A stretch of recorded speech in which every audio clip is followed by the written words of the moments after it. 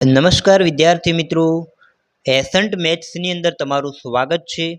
આજના વિડીયોમાં આપણે ધોરણ 8ની અંદર ચેપ્ટર નંબર 3 જે આપેલું છે એની અંદર એક ટોપિક છે બહિષ્કોણ। એ બહિષ્કોણ ટોપિક ઉપર આપણે આ વિડીયો જોવાના છીએ મિત્રો, જેની અંદર તમને એક પ્રશ્ન આપેલો છે। એ પ્રશ્નને આપણે સમજીએ અને એના ઉપરથી બહિષ્કોણની સમજ મેળવીએ। તો મિત્રો પ્રશ્ન શું આપેલો છે કે જો નિયમિત બહુકોણના બહિષ્કોણના ખૂણાનું માપ 24 ડિગ્રી હોય તો તેની બાજુઓ ખાલી જગ્યા હોય, એટલે કે બાજુઓની સંખ્યા આપણે અહીંયા શોધવાની છે, બરાબર। તો મિત્રો જ્યારે પણ આવો એક્ઝામ્પલ પૂછાય કે જેમાં તમને બહિષ્કોણના ખૂણાનું માપ આપેલું હોય અને બાજુઓની સંખ્યા શોધવાનું કહે, ત્યારે તમારે શું કરવાનું? તો સૌથી પહેલું કામ તમારે આ સૂત્ર લખવાનું મિત્રો કે બહિષ્કોણની અંદર બાજુઓની સંખ્યા કેટલી? તો બાજુઓની સંખ્યા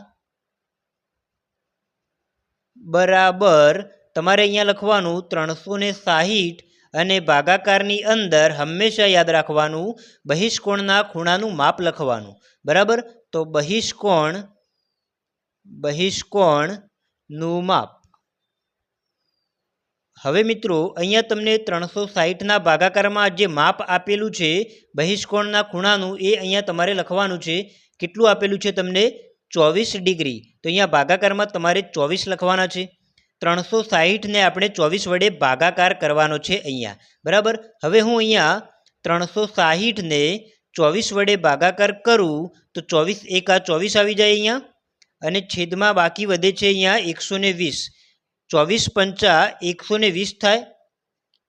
120માંથી 120 બાદ કરીએ તો અહીંયા મળે છે 0, બરાબર। તો આપણો જવાબ અહીંયા બને છે મિત્રો 15, એટલે કે અહીંયા આ જે માગેલ નિયમિત બહુકોણ છે એની અંદર ટોટલ 15 બાજુઓ છે મિત્રો, બરાબર। તો આ રીતે આપણે નિયમિત બહુકોણની અંદર જેટલી પણ બાજુઓ છે બાજુઓની સંખ્યા શોધી શકીએ છીએ મિત્રો।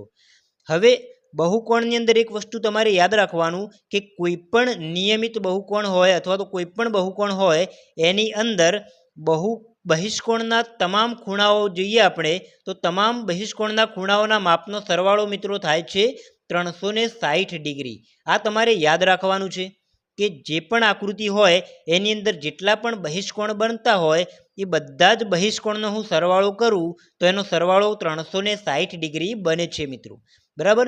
આ ટોપિક તમારે યાદ રાખવાનો છે।